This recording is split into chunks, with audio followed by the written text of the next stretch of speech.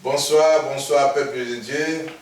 Voici, comme d'habitude, nous progressons avec la bonne nouvelle de Jésus-Christ. Donc nous voulons émerger, aussi aller évangéliser dans tout le monde via les réseaux sociaux. Mais avant tout, nous pouvons invoquer ce Dieu qui nous donne encore le courage, qui nous fortifie, qui nous donne l'intelligence et toute la sagesse de faire ce que lui veut. Donc nous sommes que les disciples obéissants à sa parole. Prions l'Éternel. Nous te bénissons, nous te glorifions, merci de tous nos cœurs. Tu nous as gardés dans le creux de ta main, nous avons vu ta puissance, Père Seigneur. Nous avons vu ta force, éternel Dieu. Merci de nous avoir encore donné cette grâce, éternel Dieu, de se réveiller, surtout de parler de la part de toi. Parce que nous voulons mettre ta parole partout dans le monde, dans le premier plan, Père Seigneur, et nous voulons répandre cette parole partout dans le monde entier. Nous te bénissons, nous te sanctifions, bénis chaque famille représentée, bénis aussi, Père Seigneur, notre Père Seigneur, ta présence, au milieu de synonymes d'amour, de paix, la joie éternelle, Dieu qui fera notre force. Sois élevé, sanctifié dans le nom précieux de notre Seigneur Jésus-Christ. Amen. Éternel, notre Dieu, notre Père, nous te louons, nous te rendons grâce. Béni sois-tu et gloire à toi, louange te soit rendue. Ce soir encore, Seigneur, nous voici assemblés à ton nom. Que ta parole ne retourne pas à toi sans avoir fait ta volonté, que toute la gloire t'en revienne. Gloire au Père, gloire au Fils et gloire au Saint-Esprit. Amen. Amen.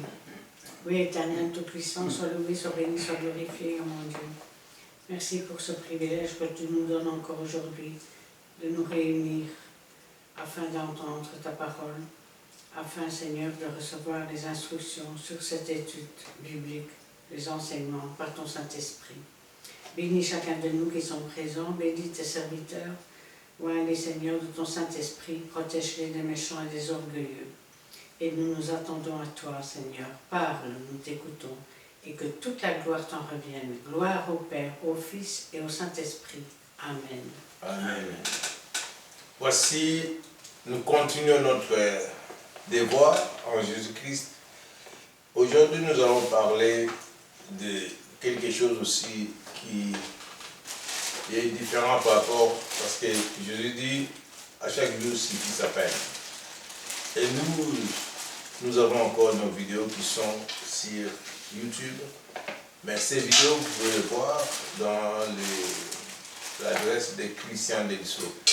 Delissaux, c'est D-E-L-S-A-U-X. Et sur place, vous venir à Péniel. Nous sommes une église Pentecôte évangélique, la fraternité évangélique des Pentecôtes Péniel. Nous sommes sur la rue Paul-Janson, numéro 55, à Montigny-Sisson, à Charleroi. Donc, code postal, c'est 6061. Venez, vous ne serez pas dessus. Venez partager cette étude biblique avec nous. Si vous avez aussi des questions, n'hésitez pas à les poser. Likez surtout les vidéos. Comme ça, vous aurez nos vidéos en première position dès que la vidéo est diffusée. Aujourd'hui, nous allons voir les différents mouvements religieux. C'est pour ça que nous allons laisser la parole à notre pasteur Christian. Amen. Alors, on va essayer de voir un peu la différence qu'il y a entre l'un et l'autre. Et pour commencer, j'aimerais le faire avec déjà l'armée du salut. Quand on regarde l'armée du salut, nous pouvons commencer par ses dirigeants, c'est-à-dire les grosses têtes de chaque pays. Et je vous le cite. Nous avons le lieutenant-colonel Karens Skakespar. Nous avons le commissaire Johnny Clément, le lieutenant-colonel Gérardo Gaucher, le lieutenant-colonel Célestin Ayabagabo, Coralie Bride, le lieutenant-colonel Nick Koch, le lieutenant-colonel Nigel J. Cross, le colonel Donna Evan, Petra Kellen, Brock. Alors, la capitaine Dorothy McWan, le major Arif Massi, le major Louise Mavuma Nkuka, la commissaire Jeanne Paon, le colonel Dr Bishop Samika, le colonel Wendy Swan, PhD. Alors, pourquoi je vous les cite? Parce que, déjà, dans la doctrine de Dieu, ben, il n'y a pas de commandant, de colonel, de sergent, de caporal. Ça n'existe pas. Ce sont des titres qui se sont donnés, je vais dire, en copiant sur l'armée, en disant nous sommes l'armée de Dieu. Sauf que cette Église, elle travaille sur deux plans.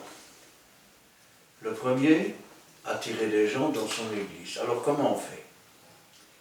Ben, avec l'aide de l'État, les subventions, on distribue de la nourriture, on distribue des vêtements, et comme ça les gens approchent, et puis on les harponne.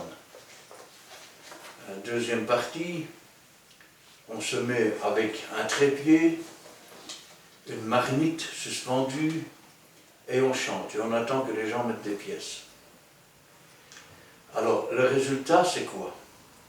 Ben, c'est qu'on a des gens qui se donnent des titres qui n'existent pas. Je vais prendre l'exemple de Jumet, puisque c'est pas trop loin de l'endroit où on se trouve. Je connais des cas où les gens recevaient des colis, des vêtements, et ensuite ils remontaient jusqu'à la chaussée de Bruxelles au café, et ils allaient les échanger contre leur pouf au cabaret. Si vous préférez, contre, je vais dire, les dettes qu'ils avaient au café. Quels sont les titres dans l'Église? Nous savons que nous avons les diacres, nous avons les diagonesses, nous avons les pasteurs. Éphésiens, chapitre 4, et à partir du verset 11.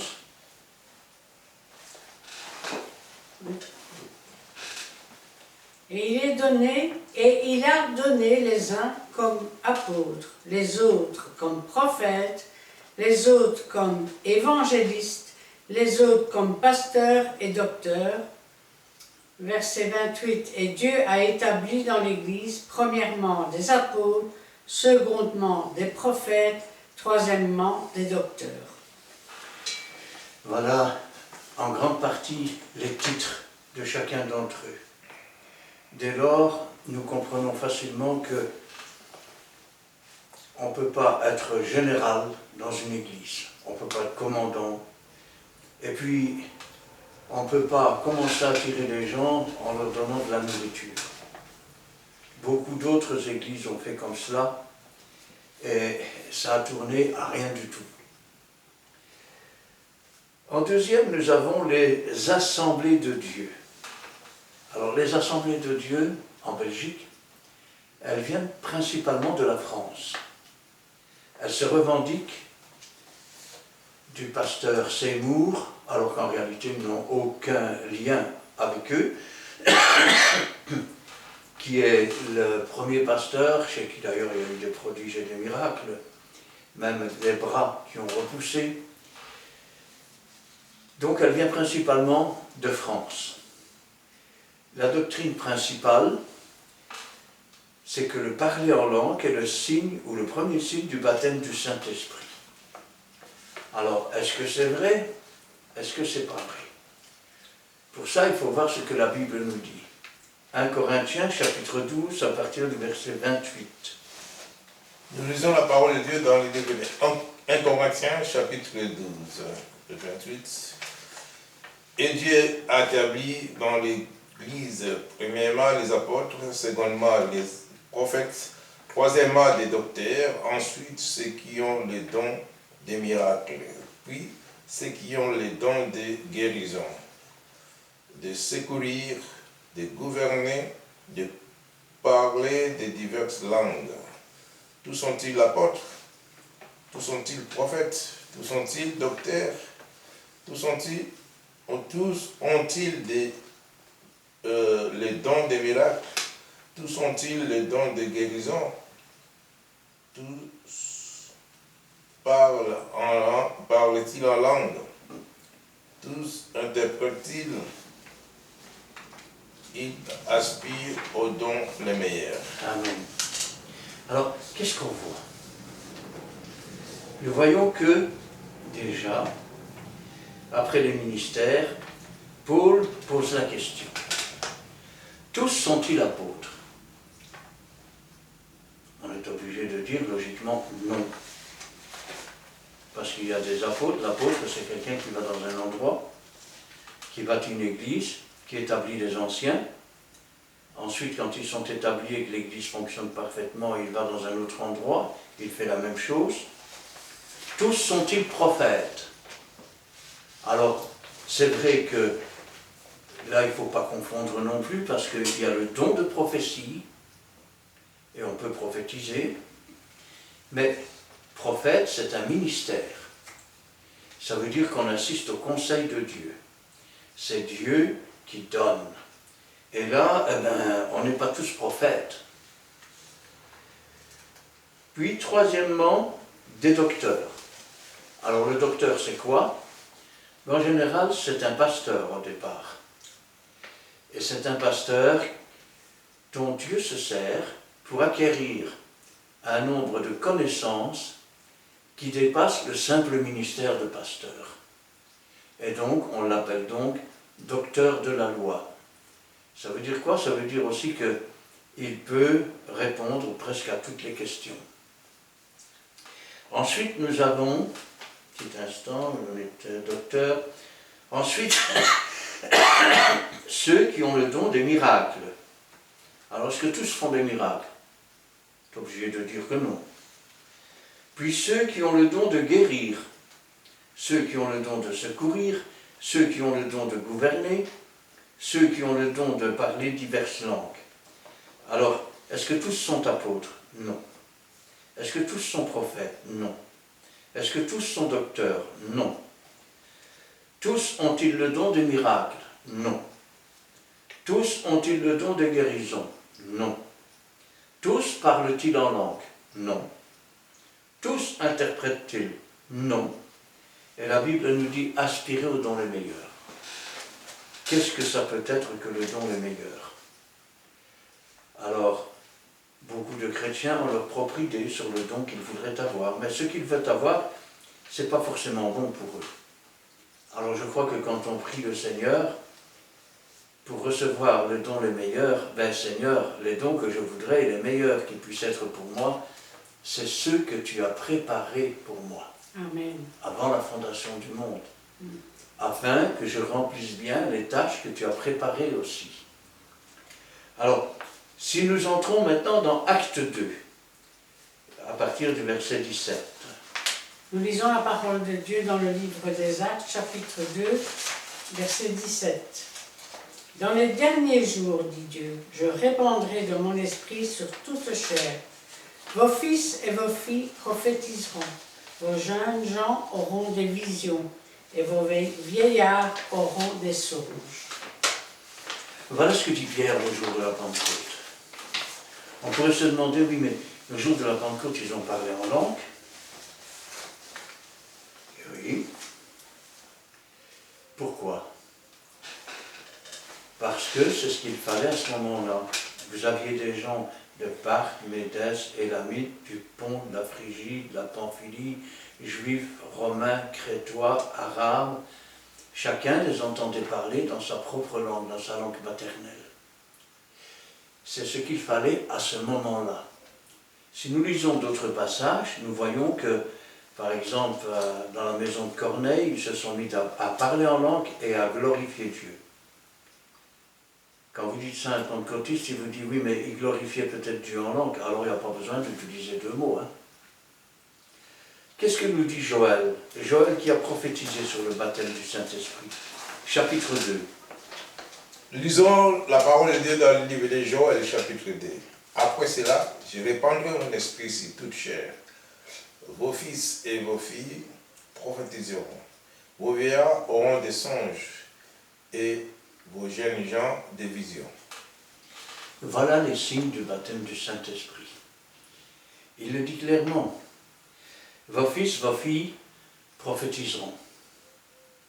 Vos vieillards auront des songes et vos jeunes gens des visions. Nous sommes loin du parler en langue, je vais dire obligatoire pour être baptisé du Saint-Esprit. D'autant que le parler en langue est un don du Saint-Esprit et qu'on ne peut pas confondre les dons et le baptême. De même qu'on ne peut pas confondre le ministère et le baptême. Alors, passons maintenant à une autre église. L'Église protestante unie de Belgique. Quelle est leur origine? D'abord, il faut savoir que quand on a créé la Belgique, en 1830, eh bien, c'est la première congrégation religieuse qui s'est présentée pour se faire reconnaître, outre les catholiques, par l'État. Et donc, vers 1839, ils ont été reconnus par l'État. Maintenant, quel est leur problème?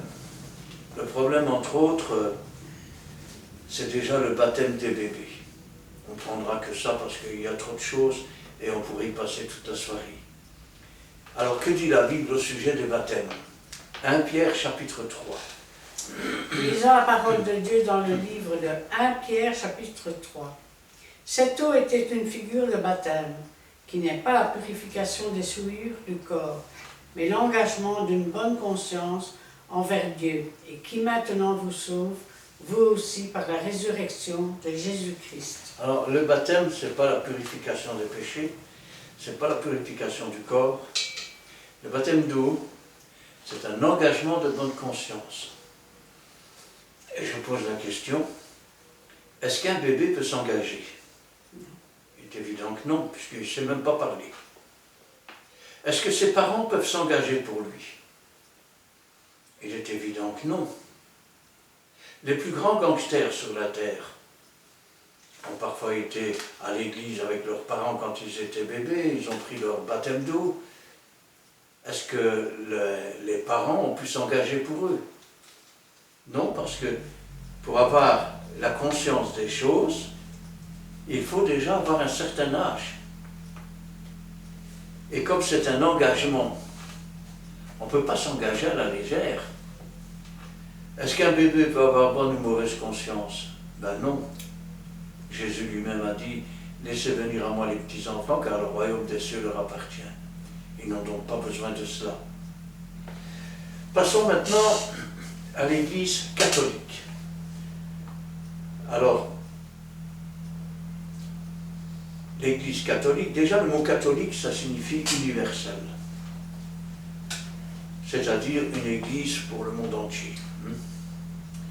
Elle est née, là aussi il y a quelques petits problèmes de sa naissance.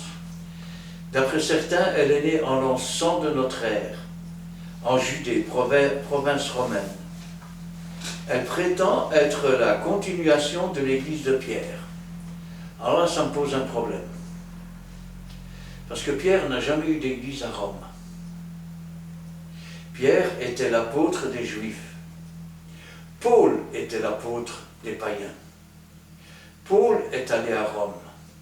Et Paul a constitué des églises. Alors, Pierre, apôtre à Jérusalem, et pas à Rome. C'est Paul qui est allé à Rome évangéliser en tant qu'apôtre des non-juifs. Cependant, d'autres affirment qu'elle est née en 325. Pourquoi? Parce qu'il y a eu le concile de Nicée, réuni par l'empereur Constantin. Pourquoi les a-t-il réunis? Oh, c'est simple. Non seulement ils avaient tous des doctrines différentes, certains même avaient des livres différents, et il a fallu s'entendre, vu qu'ils s'étaient convertis au christianisme, il fallut s'entendre sur ce qui était et ce qui n'était pas. Alors, c'est étrange que ce soit un Romain chrétiens, empereurs, qui mettent de l'ordre dans l'Église. Ça veut dire quoi? Ça veut dire par exemple que vous aviez des évangiles qui n'avaient rien à faire là. Comme par exemple l'évangile de Thomas. Qu'est-ce que racontait l'évangile de Thomas? Il racontait que, pas l'évangile de Thomas, l'évangile de Judas. Il racontait que Judas savait très bien que Jésus allait être crucifié, et donc il connaissait le plan de Dieu, et que c'est pour ça qu'il a vendu Jésus, obéissant ainsi à l'ordre de Dieu. On se demande pourquoi il s'est pendu. Pourquoi sa maison lui a été laissée vide, et qu'un autre a pris sa charge. Puis il y avait l'évangile de Marie-Madeleine. Ah! Là, Marie-Madeleine est devenue le chef de l'Église après la mort de Jésus. Il y a même des évangiles où Madeleine était l'épouse de Christ. Et vous aviez toutes sortes de sauces. Des sauces qui n'ont ni, je vais dire, reconnaissance historique, ni reconnaissance biblique. Et donc une partie de ces livres ont été enlevés.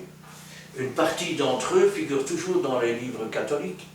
C'est ce qu'on appelle les livres apocryphes.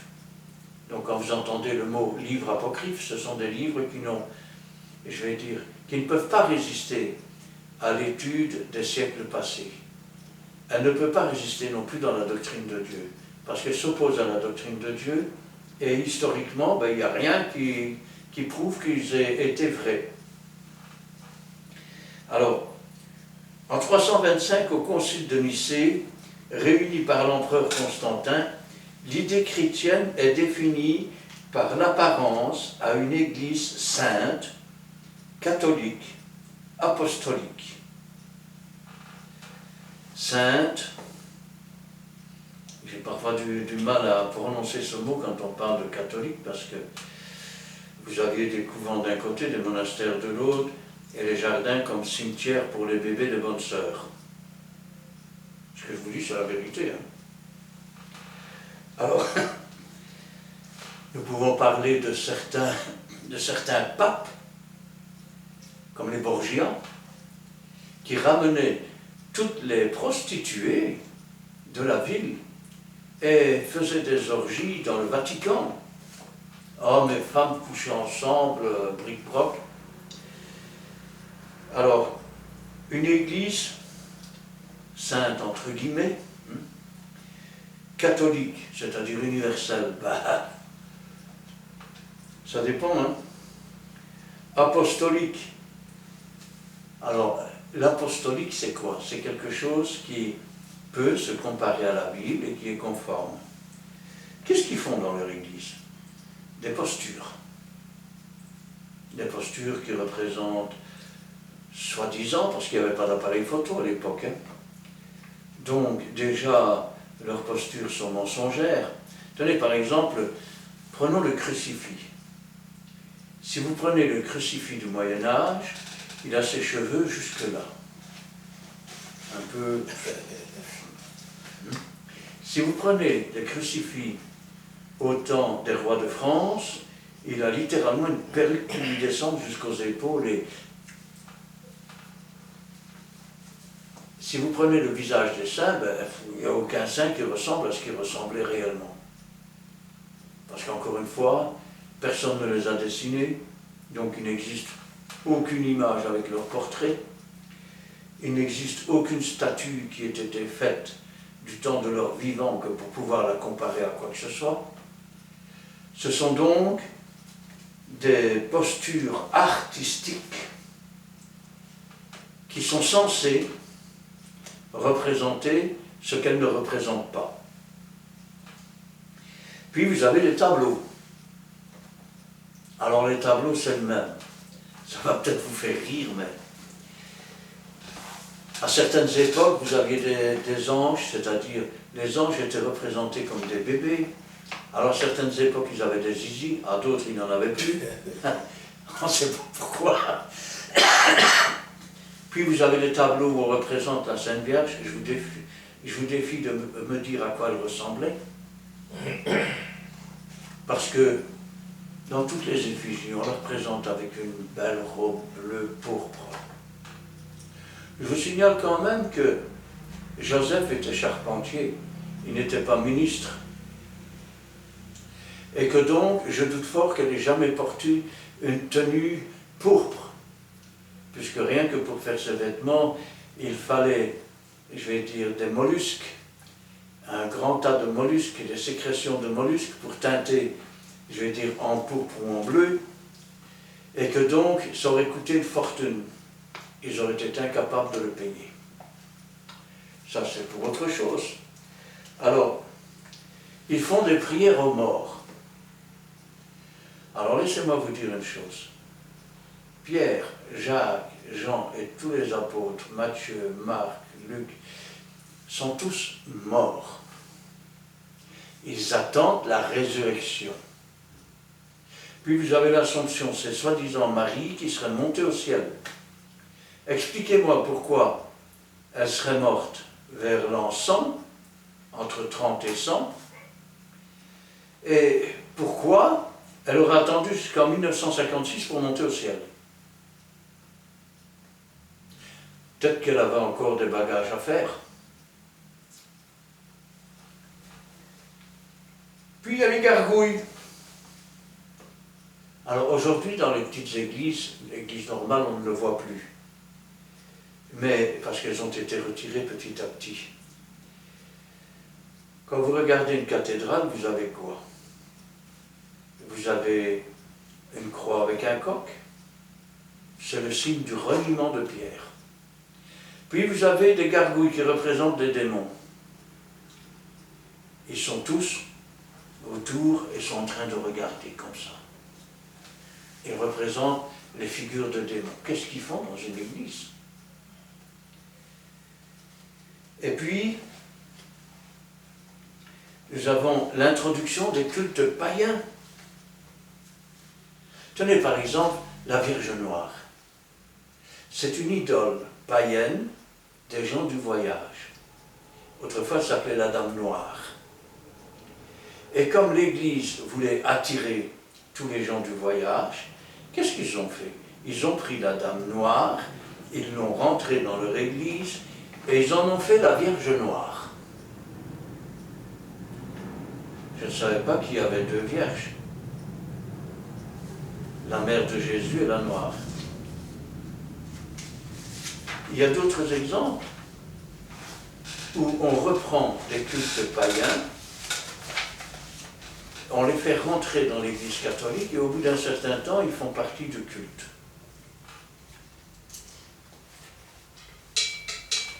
Alors, la transsubstantiation, ça aussi c'est encore autre chose. Vous vous approchez déjà, Jésus a partagé le pain et le vin. Prenez, ceci est mon corps en parlant du pain. Ça, les catholiques le partagent. Puis il prit la coupe et dit, prenez, buvez-en tous. Buvez-en tous. Faites ceci en mémoire de moi. Mais là, non, il n'y a que le curé qui boit. À ta santé, curé. Alors, en tenant compte des curés ont des épouses en cachette. Je vous explique pourquoi. Parce que la doctrine du pape interdit aux curés de se marier. Pourquoi interdisent-ils aux curés de se marier? C'est simple, si le curé a des enfants qui décèdent, à qui va aller l'héritage? À ses enfants et à sa femme. Mais s'il n'est pas marié et qu'il est toujours attaché à l'Église, eh bien, il va faire un papier comme quoi il donne tout à l'Église. Et puis, quand je dis qu'ils ont des femmes en cachette, il faut savoir que quand la congrégation s'aperçoit que le curé a une femme et parfois des gosses, alors les gens dans l'Église se plaignent. Et on propose plusieurs choses au curé. Soit il abandonne sa femme et ses enfants, scandale. Soit il laisse son poste là-bas et s'en va dans une autre région où on ne le connaît pas, où là il pourra se cacher avec sa femme. Ou soit il se marie avec sa femme et il quitte l'église. Alors,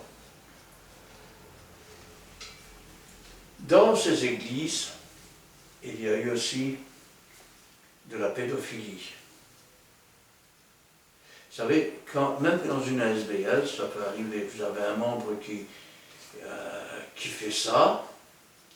Bon, ben, le devoir de la SBL, quand elle est au courant et que la plainte est là, c'est de dire aux parents d'aller se porter partie civile. L'Église n'a pas à se mêler de choses qui concernent l'État. Elle n'a qu'à se mêler des choses qui concernent l'Église. Maintenant, une fois que l'État a jugé, si la personne est condamnée, elle doit être excommuniée de l'Église. Si la chose est prouvée, elle n'a plus rien à faire dans l'Église.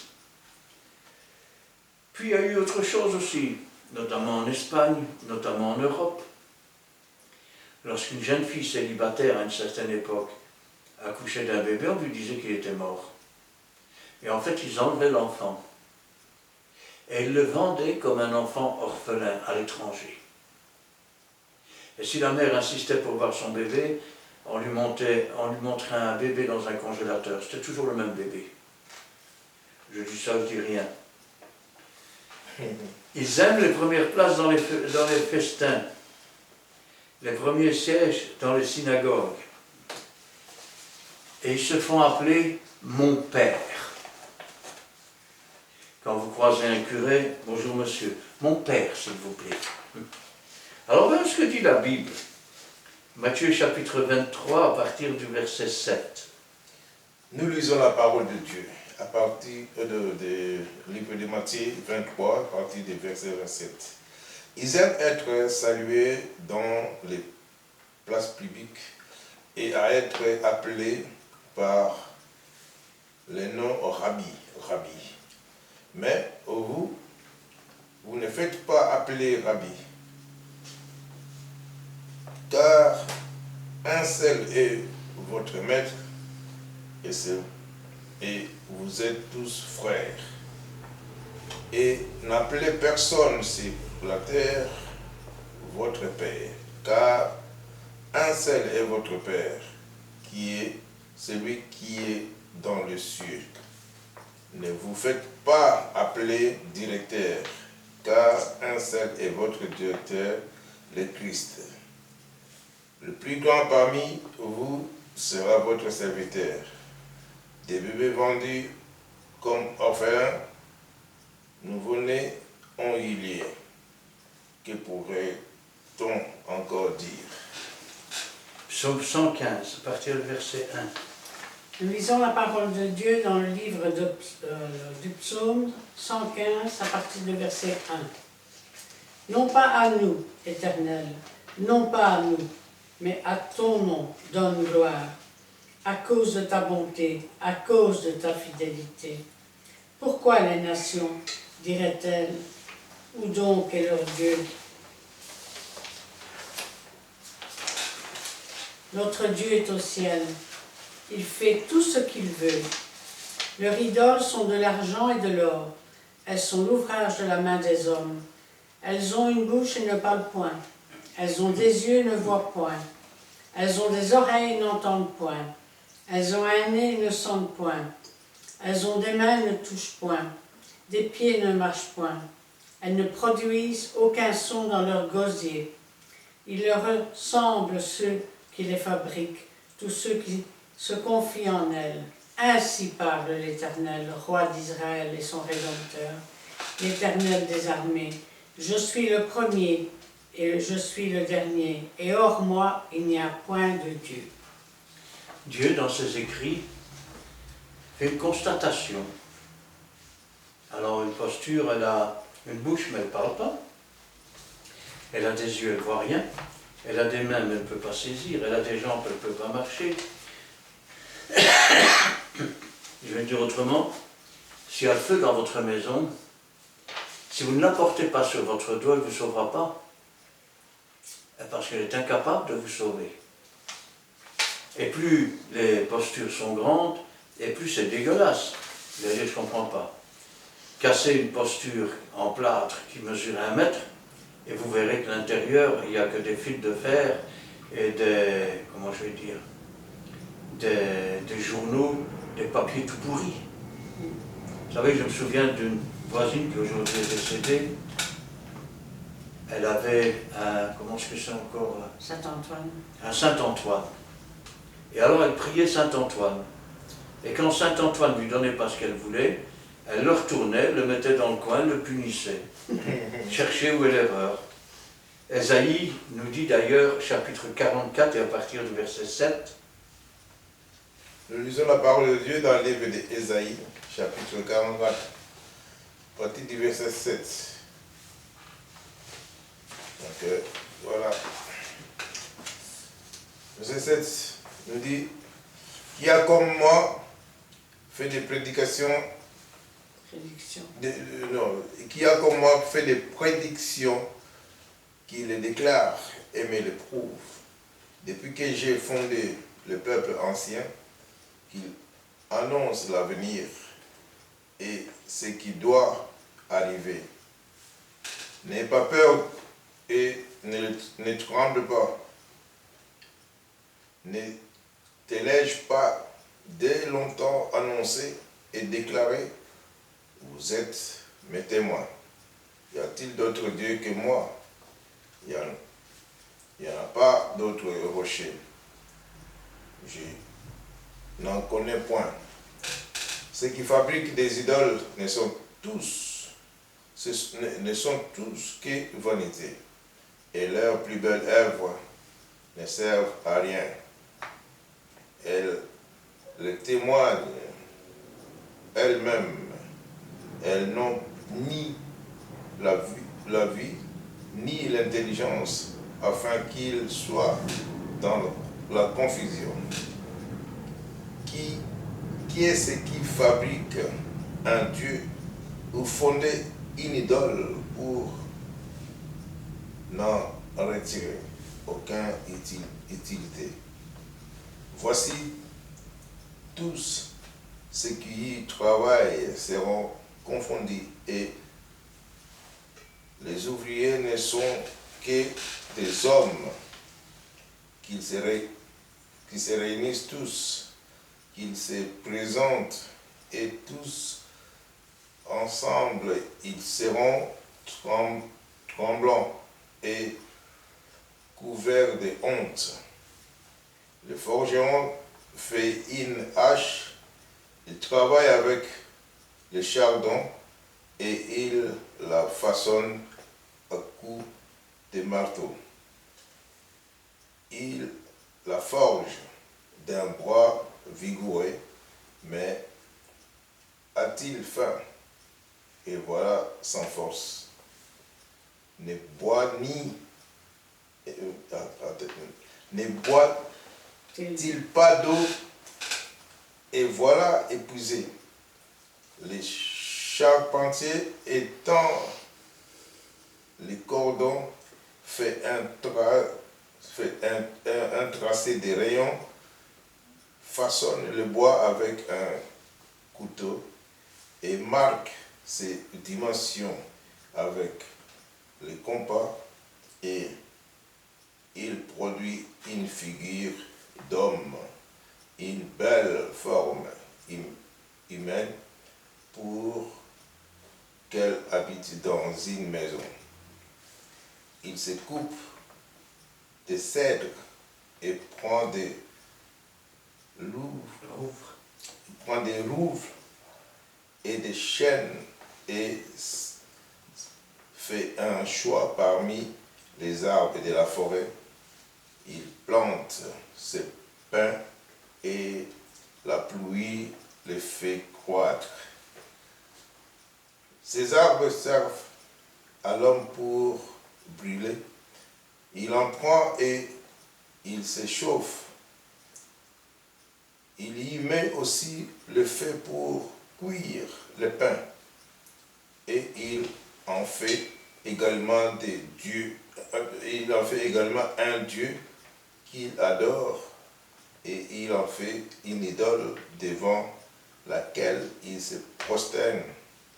Il brûle au feu la moitié de son bois. Avec cette moitié, il cuit de la viande. Il apprête un rôti et se rassasie.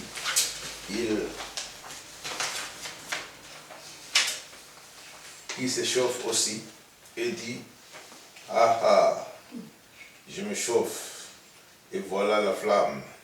Et avec le reste, il fait un Dieu, son idole, et se prosterne devant elle.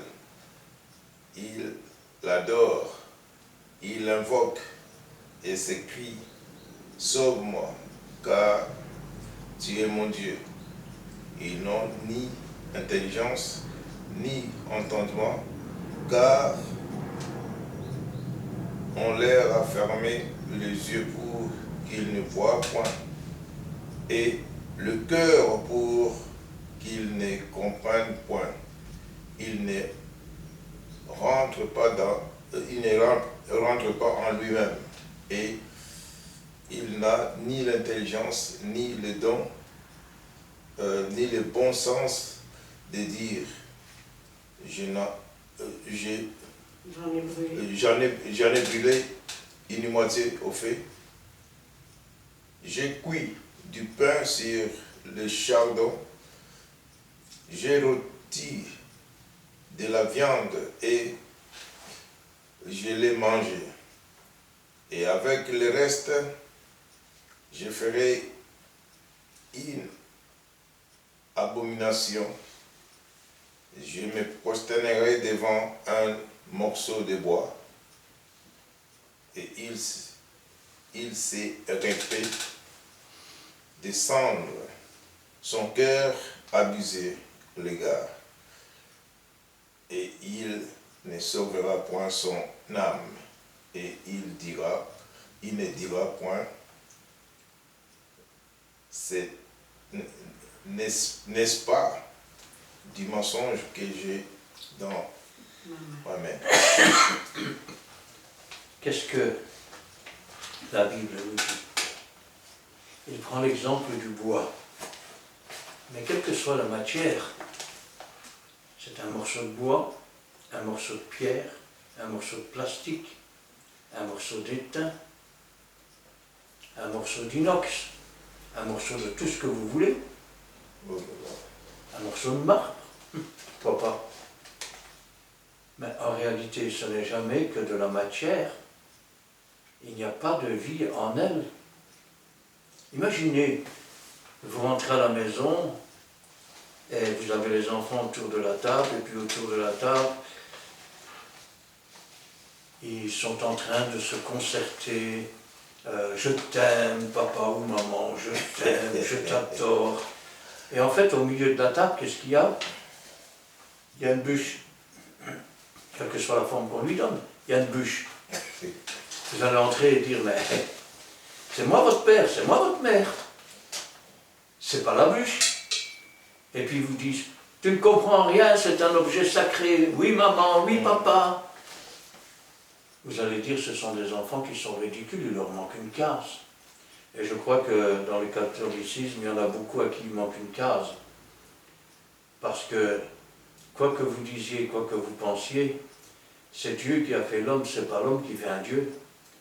Ou qui fait une représentation. Il est d'ailleurs écrit qu'on ne peut pas se faire des représentations des choses célestes. Maintenant, rappelez-vous ce que l'apôtre avait dit. Qu'est-ce que Pierre, qu'est-ce que Paul, qu'est-ce que Jacques? Les ouvriers par les moyens desquels vous avez cru. L'un sème, l'autre arrose. Mais celui qui fait croître, c'est celui-là qui est quelque chose. C'est Dieu le Père, Dieu le Fils et Dieu le Saint-Esprit. Mais eux, vu qu'ils se sont tellement égarés qu'ils sont dans les ténèbres, leur prière n'est plus dirigée par le Saint-Esprit vers Jésus-Christ, Qu'est-ce que Jésus a dit? Il n'y a qu'un seul médiateur entre Dieu et moi, ou entre Dieu et les hommes, c'est Jésus-Christ. Il n'y a aucun autre nom qui a été donné sous le ciel. Mais eux prient Pierre, Paul, Jacques, Jean et tous ceux qui sont morts. Or, savez-vous que quand vous priez un mort et que vous avez une réponse, c'est un démon qui répond. Ce n'est pas votre mort ni votre posture. Et là, nous sommes dans Lévitique chapitre 20 à partir du verset 6. Nous lisons la parole de Dieu dans le livre de Lévitique, chapitre 20, à partir du verset 6. Si quelqu'un s'adresse aux morts et aux esprits pour se prostituer après eux, je tournerai ma face contre cet homme. Je le retrancherai du milieu de son peuple. Vous vous sanctifierez et vous serez saints, car je suis l'Éternel, votre Dieu. Vous observerez mes lois et vous les mettrez en pratique. Je suis l'Éternel qui vous sanctifie. Amen. Vous mettrez en pratique mes lois et vous les observerez. Savez-vous qu'il est écrit, tu n'invoqueras pas les morts en faveur des vivants? Une église qui invoque les morts, c'est parce que ses participants sont morts, ses dirigeants sont morts, et 2 fois morts. La véritable église, les participants sont vivants, et les dirigeants sont vivants. Alors ils invoquent celui qui est vivant, qui est ressuscité, pas celui qui est mort et qui attend sa résurrection. Parlons maintenant de l'église anglicane. Alors l'église anglicane, c'est au départ une église qui est catholique. La rupture avec Rome s'est passée du temps du roi d'Angleterre Henri VIII. Pourquoi? Parce qu'il veut répudier sa femme qui s'appelle Catherine d'Aragon, et qui ne lui a pas donné de fils. Il demande au pape d'annuler son mariage. Catherine est la tante de l'empereur Charles Quint. Alors, tiraillé entre l'Angleterre et l'Espagne, le pape Clément VIII, parce qu'à l'époque le pape s'appelait Clément Clément VII, il laisse traîner l'affaire. Du coup, Henri VIII est excédé. Il fait voter l'annulation de son mariage par une cour ecclésiastique. Alors comment il va faire pour faire voter ça? C'est pas compliqué. Il va dire, écoutez, il y en a marre de votre pape, il y en a marre de vos catholiques. Alors, maintenant, tu vas prononcer la dissolution de mon mariage. Et tous ceux qui n'ont pas voulu, ils ont été emmurés vivants. Donc les autres ont fini par accepter. À la suite de ça, Henri VIII a été excommunié par le pape. Et comment il va répondre?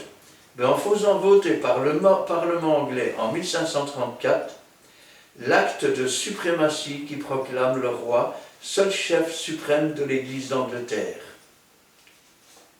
Ceux des prêtres qui ont refusé de se soumettre ont été emmurés vivants.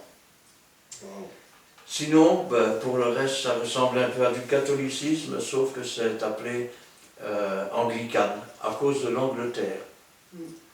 Et le chef de l'Église, en fait, est le roi d'Angleterre aujourd'hui. Avant, c'était la reine d'Angleterre. C'est d'ailleurs pour ça que les Anglais crient toujours « God save the Queen », c'est-à-dire « Dieu sauve la reine ». Alors, parlons maintenant des orthodoxes russes. C'est aussi des chrétiens, des catholiques, mais également appelés orthodoxie. C'est une religion monothéiste, principalement pratiquée en Europe de l'Est et du Sud.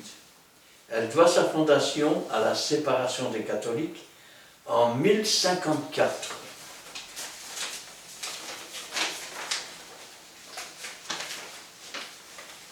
Petit instant, parce que je ne sais plus où j'en suis. Page 5, voilà. C'est les chrétiens d'Orient, les orthodoxes, les chrétiens d'Occident dits catholiques. Donc, c'est-à-dire qu'ils se sont séparés. Alors, quelle est la différence entre les deux? Nous avons vu que les catholiques ne pouvaient pas se marier, nous avons vu qu'il y avait une histoire de gros sous là derrière surtout. Surtout qu'il est marqué dans la Bible que celui qui aspire à la charge d'évêque ou diacre doit être l'époux d'une seule femme. Alors, chez les orthodoxes, et notamment en Grèce aussi, il y a des orthodoxes, eh bien, les curés s'appellent des popes. Et puis, ces curés sont mariés avec une femme. À des époques où il y avait la polygamie, il y avait d'ailleurs une expression, en parlant des femmes, des prêtres orthodoxes, on disait « choyez comme la femme d'un pope ». Parce que là, on était sûr qu'il avait une femme et qu'il n'irait pas en chercher une autre. Parlons maintenant des églises CACP et Fédération évangélique francophone de Belgique, créée principalement par Jean-Louis Simonet et Guy Hamel. Il faut savoir que dans les années 90, le gouvernement a fait une enquête, c'est-à-dire qu'ils avaient fait un centre d'information et d'avis sur les organisations sectaires nuisibles, CAOSN, qui avait été créé. Et le résultat, apparu d'ailleurs à l'époque dans le journal Le Soir, 189 sectes. Alors, comment entend-on le mot secte? Parce qu'il faut comprendre déjà comment on entend le mot secte à l'État.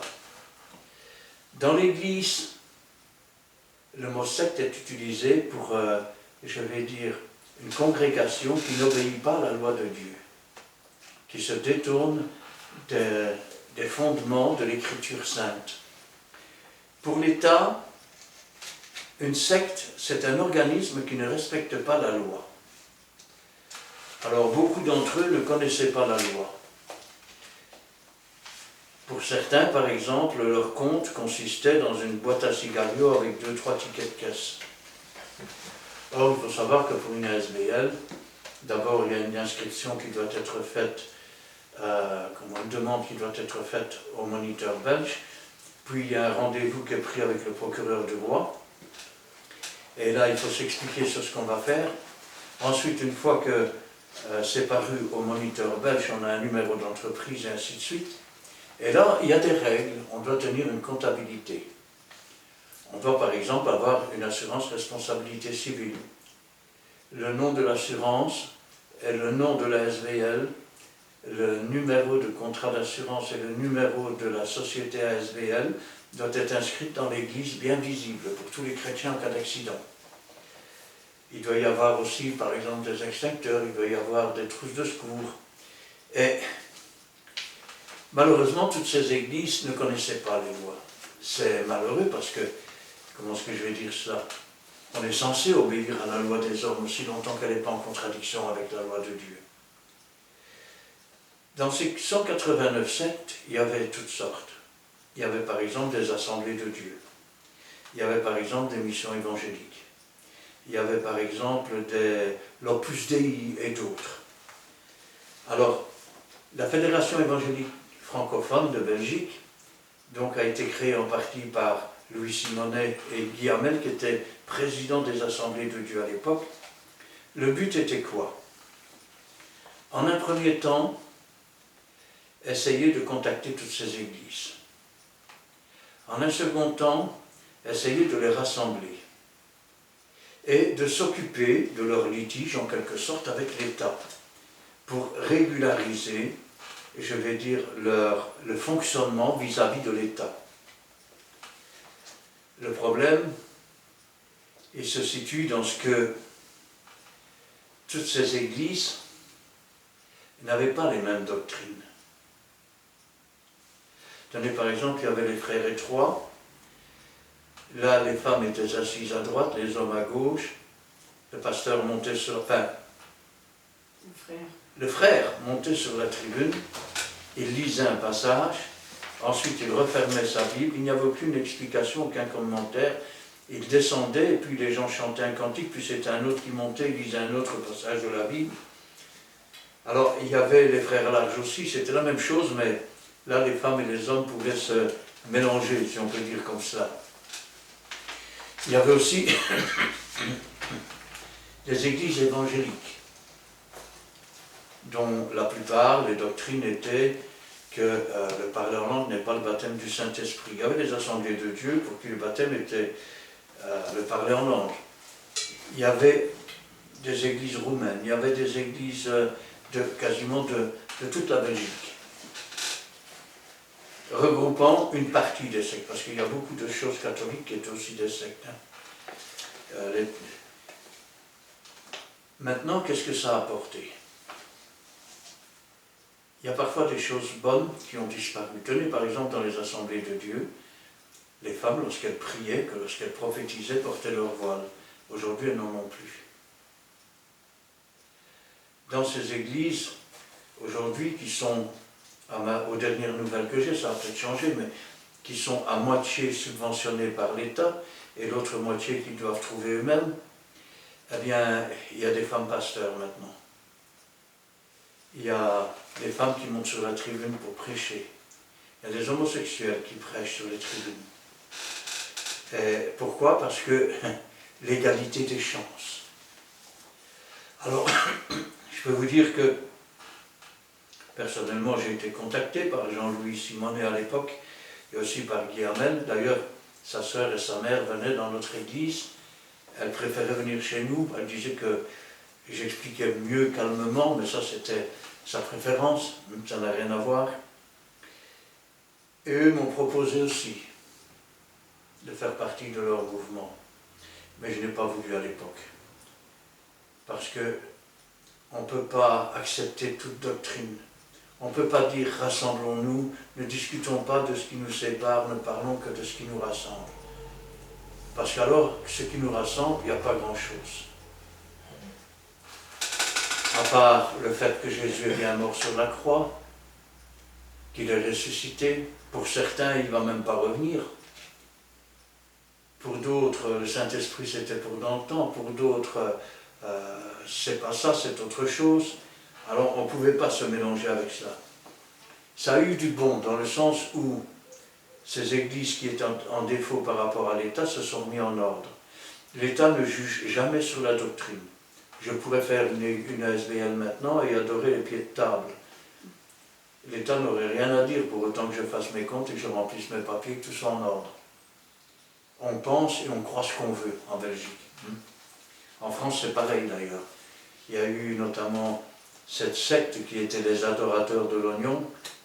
Alors ces gens adoraient l'oignon, malheureusement suçaient leur pognon et n'ont jamais senti l'oignon. C'est ça le problème.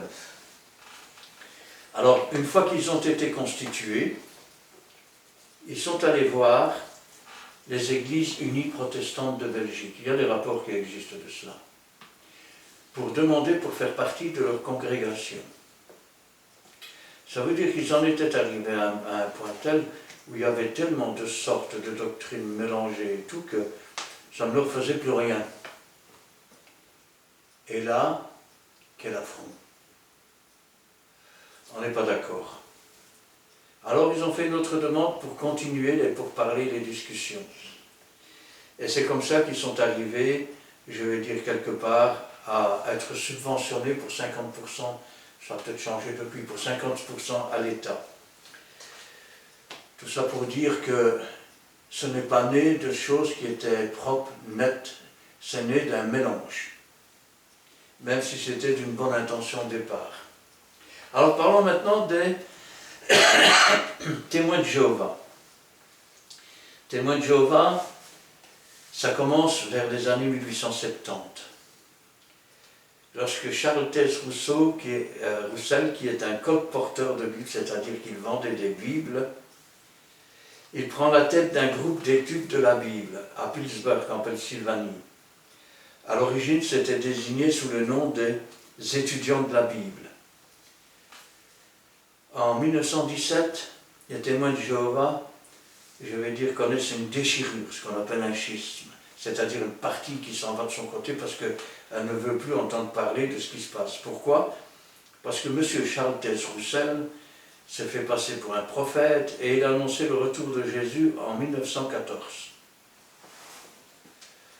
Sauf qu'en 1914, on n'a jamais vu de Jésus. Résultat, en 1917, eh bien, l'Église a été divisée. en 1918, oui, alors, soi-disant le retour de Jésus. Alors que Joseph Franklin Rutherford vient prendre la présidence du mouvement. Rutherford qui avait annoncé en 1925, comme la date, ici il marque d'Armageddon, mais si ma mémoire est bonne, je pense que c'était la fin du monde. Et ils avaient donc fait un calcul dans leur livre La Tour de Garde, qui est censé être la seule parole inspirée de Dieu. Ça veut dire que la Bible, on la jette à la poubelle, mais ça c'est autre chose. Et d'après leur calcul, en calculant d'Adam et Ève jusqu'à maintenant, en 1925, ça devait être la fin du monde. Puis elle n'a pas eu lieu. Alors qu'est-ce qu'on a dit? On a fait un autre livre de Tour de Garde. En fait, ce qui nous sépare de 1925 à la date, c'est le temps qui s'est écoulé entre la naissance d'Adam et d'Ève. Et hop, envoyez la soudure.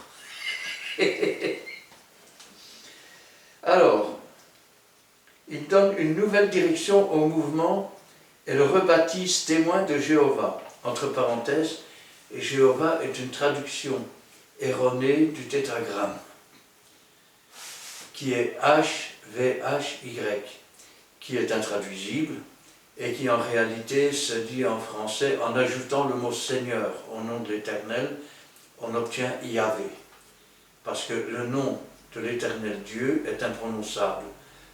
Donc il a fallu ajouter le mot Seigneur comme titre, et là on obtient le mot Yahvé.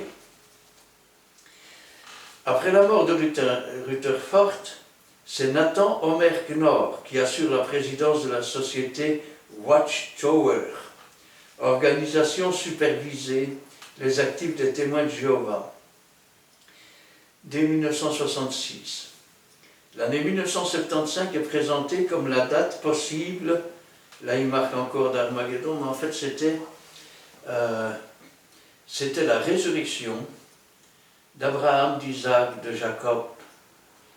Ils devaient venir ressusciter. Donc, les témoins de Jéhovah vont faire de grandes collectes.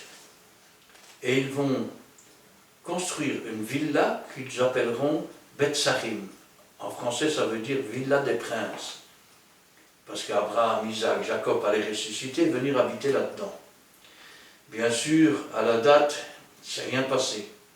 Et quand le président est mort, ils ont vendu la villa à un docteur qui s'appelait Docteur Charme, qui était un évangéliste.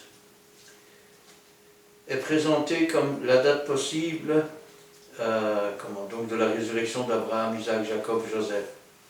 L'échec de cette prédiction entraîne un remaniement important, si bien que depuis 1976, la direction du mouvement est assurée par un corps gouvernant appelé Collège central.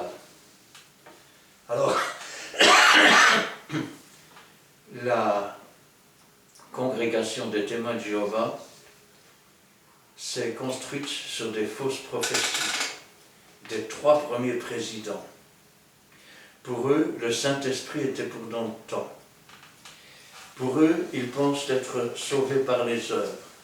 Je ne parle pas du fait aussi qu'ils faisaient partie des 189 sectes.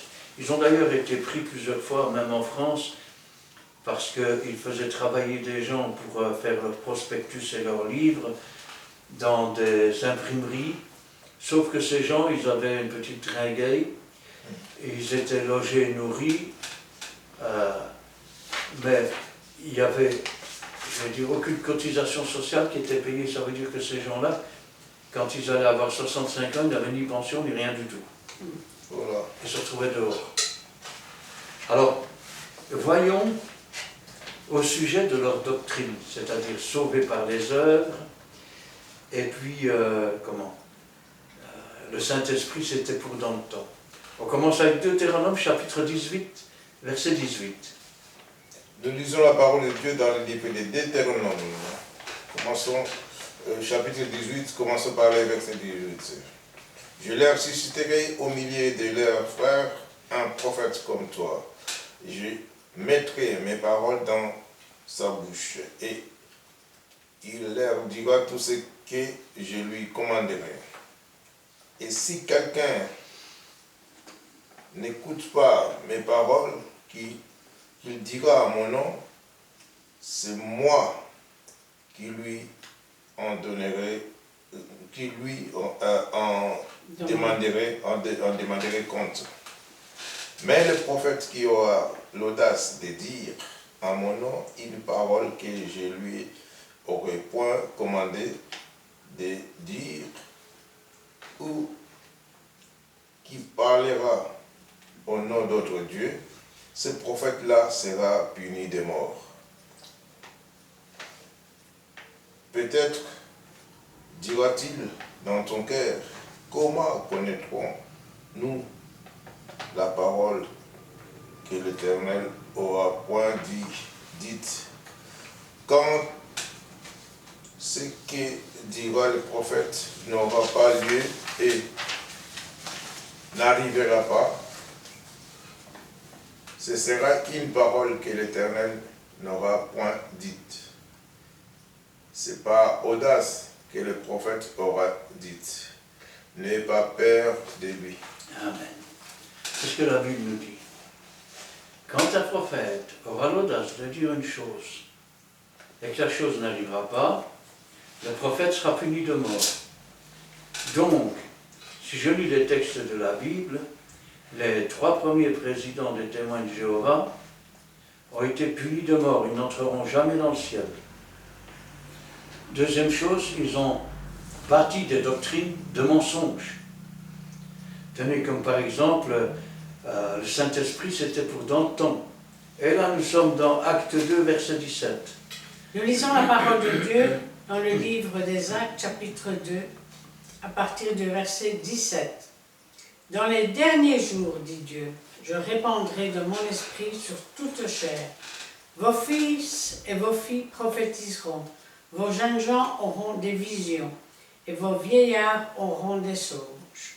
Oui, sur mes serviteurs et mes servantes, dans ces jours-là, je répandrai de mon esprit, et ils prophétiseront. Voilà, ils disent que le Saint-Esprit était pour dans le temps. Un jour, j'ai 2 témoins de Jéhovah qui sont venus à ma maison, et ils me disent, on peut s'entretenir de vous, avec vous, de la parole de Dieu. Je dis oui, pourquoi pas, je voyais que c'était des jeunes. Quand c'est des jeunes, je les laisse faire. Et après, je les remets sur la voie droite, de façon à corriger un petit peu. Quand c'est des vieux, les 3/4, je sais qu'ils sont doctrinés jusqu'à l'os, c'est même pas la peine d'essayer de parler. D'autant que dans leur doctrine, déjà créée par des mensonges, il y a aussi... je ne sais plus comment ça s'appelle, c'est la permission quand tu es coincé de mentir pour t'en tirer, ou même d'inventer des versets bibliques. Et ça existe chez les témoins de Jéhovah, ça porte un nom bien précis, mais que je n'ai pas dans la tête tout de suite. Alors, ils arrivent, on peut parler avec vous de la parole de Dieu, oui. Vous savez que nous sommes dans les derniers temps. Et ils venaient de me donner ce qu'il fallait. Je dis, ah oui, je dis, alors vous venez avec le Saint-Esprit. Ah non, monsieur, le Saint-Esprit, c'était pour dans le temps. Il y a quelque chose que je ne comprends pas alors. Vous dites qu'on est dans les derniers temps. Et Dieu dit, dans les derniers temps, je répandrai de mon esprit sur toute chair. Vos fils, vos filles prophétiseront, vos jeunes gens auront des visions, vos vieillards auront des songes. Oui, même sur les serviteurs et sur les servantes, je répandrai de mon esprit, ils prophétiseront. Vous me dites qu'on est dans les derniers temps, vous me dites que le Saint-Esprit c'était pour dans le temps. Je crois qu'il faut retourner voir votre Bible. Alors, quand on parle ici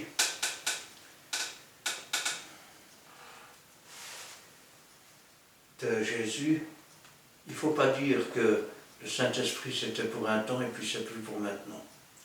Les ministères c'était pour le temps des apôtres, et puis ça s'est éteint avec le dernier des apôtres. On sait qu'il y en a eu d'autres. On peut dire aussi que l'Ancien Testament c'était pour dans le temps, et le Nouveau c'est pour maintenant. Non. Toute parole est bonne pour instruire, pour corriger.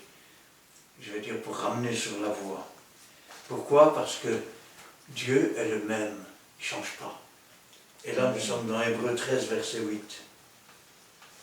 Nous lisons la parole de Dieu dans le livre des Hébreux 13, le verset 8. Commençons par là.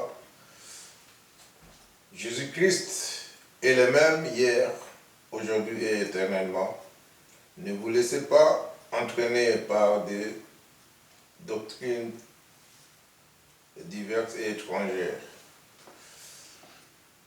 Il nous a ressuscités ensemble et nous a fait asseoir ensemble dans le lieu céleste en Jésus-Christ.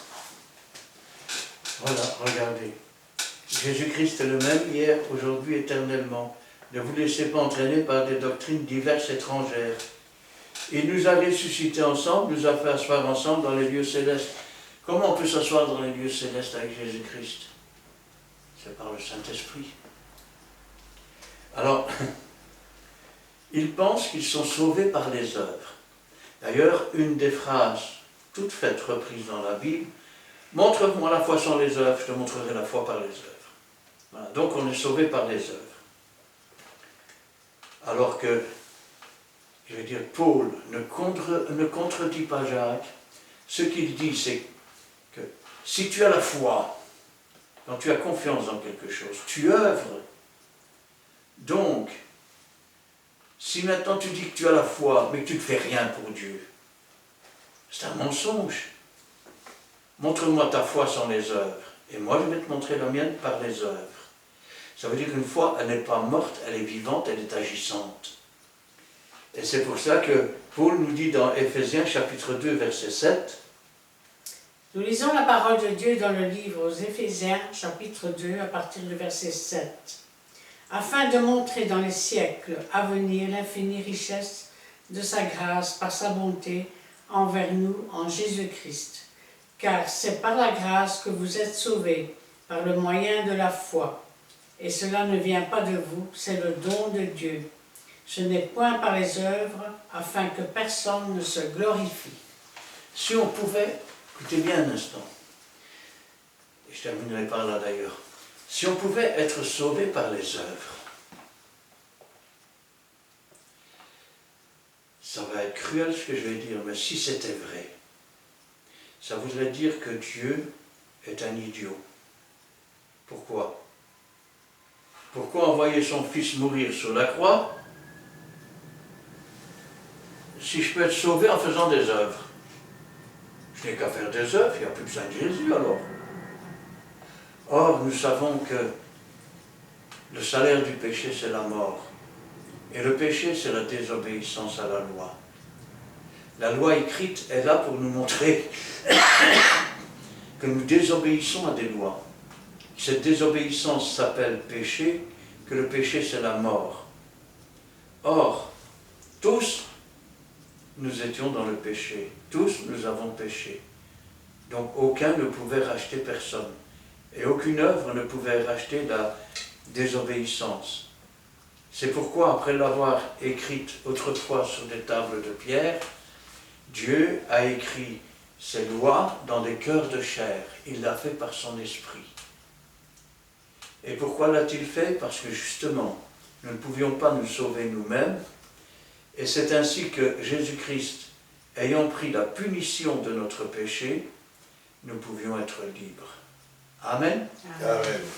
C'est pas un procédé rétroactif. Hein? Je vais voir rétroactif. Et quand ils ne savent pas se justifier. Non, c'est pas rétroactif. Ouais.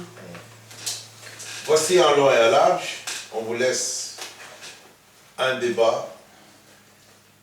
Aussi, vous, dans vos maisons, faites rentrer cette vidéo dans vos maisons, discutez, parlez-en et posez des questions. Et ça va nous faire encore avancer pour d'autres sujets. Ici, c'est un frère qui a soulevé ça. Et voilà, nous avons vu les diverses doctrines, les appellations, tout. Voilà. Vous aussi, à votre tour, contribuez, participez aussi à notre expérience. Dieu nous donne la sagesse pour la bonne nouvelle en Jésus-Christ. Et alors, si nous pouvons clôturer ces bons moments par la prière, parce que nous avons commencé par la prière. Merci Dieu de tous nos cœurs, nous voulons vous dire, Père Seigneur, merci pour tous ceux qui nous suivent et tous ceux qui veulent que cet évangile puisse s'élargir partout dans le monde entier jusqu'aux extrémités de la terre. Nous te sommes très reconnaissants, Père Saint, tu nous donnes la force de partager cet évangile à travers les réseaux sociaux. Bénis, Père Seigneur, celui qui va contribuer. Aussi bénis, Père Seigneur, celui qui va aussi nous faire avancer ce ministère en posant des questions, à s'abonner, éternel Dieu. Nous voulons que Père, tu puisses toucher le cœur et les âmes, Père Seigneur, pour qu'ils viennent à toi. Merci d'avoir béni notre chemin de retour. Nous ne manquerons pas de témoigner de ta bonté, de ta fidélité. Nous disons merci de tous nos cœurs dans le nom précieux de notre Seigneur Jésus-Christ. Amen. Amen. Oui Seigneur, nous te louons, nous te rendons grâce. Béni sois-tu et gloire à toi Seigneur. Il y a beaucoup d'appelés, il y a peu d'élus. Étroite, resserrée la porte qui conduit à la vie. Large et spacieux le chemin qui conduit à la perdition. Beaucoup sont ceux qui prennent ce chemin. Seigneur, donne-nous simplement de marcher dans l'empreinte de tes pas. Donne-nous d'entrer par cette porte étroite. Et bénis tous ceux qui entendront, afin qu'eux aussi puissent prendre la bonne direction. Et que toute la gloire t'en revienne. Gloire au Père, gloire au Fils et gloire au Saint-Esprit. Amen. Amen. Merci Seigneur pour cette assemblée, pour ta présence, pour cette étude biblique. Merci Seigneur, car aujourd'hui encore, tu as porté à notre connaissance la différence entre les mouvements religieux. Tu nous montres, Seigneur, que seule ta parole est vraie. Et donne-nous, Seigneur, la sagesse et le discernement, afin, Seigneur, d'accepter ta parole, de l'accepter, Seigneur, mais surtout de la mettre en pratique, non pas comme nous le voulons, mais comme toi tu le désires. Amen. Car tu es le seul Dieu, le Dieu vivant et vrai, Seigneur. C'est toi, Seigneur, qui as créé le ciel et la terre et tout ce qui entoure. C'est toi, Seigneur, qui as fait de nous nouvelles créatures. Et en toi, Seigneur, nous croyons, Seigneur. Merci, Seigneur, pour cette parole que tu nous as laissée. C'est un trésor. Donne-nous, Seigneur, de nous y abreuver chaque jour, afin de grandir en toi, pour toi et par toi. Je te demande ce soir d'intervenir pour tous ceux qui sont dans l'erreur, tous ceux qui ne sont pas sur le bon chemin. Que ton Saint-Esprit travaille leur cœur, afin qu'ils reviennent vers toi, Seigneur, et qu'ils changent de vie, Seigneur. Merci pour ce que tu feras, Seigneur. Visite aussi, Seigneur, tous ceux qui sont fidèles à travers les réseaux sociaux. Bénis-les abondamment, Seigneur. Et donne-leur aussi, Seigneur, le discernement et la sagesse afin qu'ils t'acceptent comme sauveur et maître. Et vous qui êtes fidèles, n'oubliez pas de liker, de mettre un commentaire, mais surtout de vous abonner afin que vous ayez les vidéos en premier et partagez aussi en grand nombre afin que la parole de Dieu soit propagée dans le monde entier, non pas pour notre gloire, mais pour la gloire de notre Seigneur Jésus-Christ. Amen. Amen. Nous voici à la fin. Je voulais seulement vous rappeler les adresses que vous pouvez trouver tout ceci sur YouTube. Donc c'est Christian Delso. Vous allez voir, il y a beaucoup de vidéos. On est presque à 500 vidéos qui sont là-dedans. 465 vidéos. Donc nous y arrivons presque. Donc 465 vidéos, et celle-ci c'est la 466e vidéo. Donc voilà, nous sommes arrivés à la fin. Christian Delso, Delso ça s'écrit D-E-L-S-A-U-X.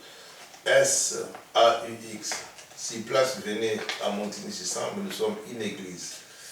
La Fraternité évangélique des Pentecôtes, PNIF. Nous sommes sur 55 rue Paul Johnson à Montigny-sur-Sambre, à Charleroi. Code postal 6061. Donc que Dieu vous bénisse tous. Merci de nous avoir reçus dans vos maisons. Et quant à nous aujourd'hui, on vous dit bye bye.